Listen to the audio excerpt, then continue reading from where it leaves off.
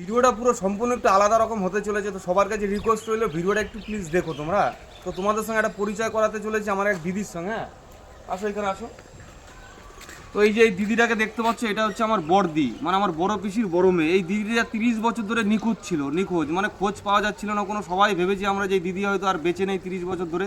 তো 30 বছর পরে এই দিদিটাকে খুঁজে পেলাম, এবং 30 বছর পরে কালকে আমাদের বাড়িতে এই দিদিটাকে নিয়ে আসা হয়েছে, এবং এই বর্তমানে আছে এখন মামা বাড়িতে এবং খুবই ভালো আছে।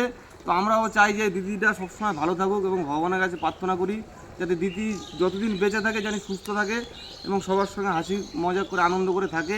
এবং ধন্যবাদ জানাতে চাইছি যে আসানসোলে যে খ্রিস্টান চার্চ আছে, যেখানে দিদিটা ছিল বিগত 10 বছর ধরে ছিল, তারা যেইভাবে দিদিরা যত্ন করেছে, যেইভাবে দিদিটাকে দেখাশোনা করেছে এবং দিদিটাকে আমাদের বাড়িতে পৌঁছে দেওয়ার জন্য যতটা যা করেছে, তাদেরকে বিশেষ করে ধন্যবাদ জানাই, স্যালুট জানাই। তারা যেভাবে চিকিৎসা করেছে, দিদিটাকে যেভাবে সুস্থ করেছে। ওনাদের কাছে 10 বছর ছিল। 10 বছর ছিল, হ্যাঁ, তাদের কাছেই 10 বছর ছিল। তার আগে যে তো কোথায় ছিল তাদেরকে আমরা অনেক অনেক ধন্যবাদ জানাই। আসানসোলে খ্রিস্টান চার্চে তাদেরকে অনেক ধন্যবাদ জানাই যে তারা অনেক অনেক ভালো করুক এবং মানুষের এইভাবে তারা পাশে থাকুক।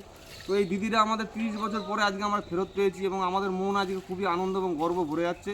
তো তোমরা একটুখানি আশীর্বাদ দিও এই দিদিরার জন্য, এবং একটু ভালোবাসা দিয়ে যাতে এই দিদিরা যতদিন থাকে বাঁচে খুবই আনন্দে যেন থাকতে পারে, সবার সঙ্গে মিলেমিশে থাকতে পারে। হ্যাঁ, সবাই একটু ভালোবাসা দিও গাইস। হ্যাঁ, 30 বছর পরে আমার দিদিকে আমরা ফিরে পেয়েছি, বুঝতে পারছো তোমরা কতটা আনন্দ আমাদের মনের মধ্যে। হ্যাঁ, সবাই একটু ভালোবাসা দিও।